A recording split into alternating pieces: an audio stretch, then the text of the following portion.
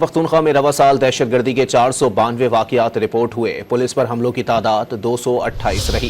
مزید جانتے ہیں ڈان نیوز کے نمائندے زاہد امداد سے۔ زاہد، رپورٹ کے مزید مندرجات کیا ہیں؟ خیبر پختونخوا میں رواں سال 460 کے قریب دہشت گردی کے حملے ہوئے اور ان میں 228 کے قریب جو ہے صرف پولیس کو نشانہ بنایا گیا۔ اس کے ساتھ ہی ان حملوں کے نتیجے میں 100 کے قریب جو پولیس اہلکار ہے وہ شہید ہوئے۔ تاہم پولیس کی جانب سے، سی ٹی ڈی کی جانب سے مختلف آپریشنز میں جو ہے تقریباً جو دہشت گرد ہے اور 5 جو اہم گروہ ہے ان کو بھی نیوٹرلائز کیا گیا۔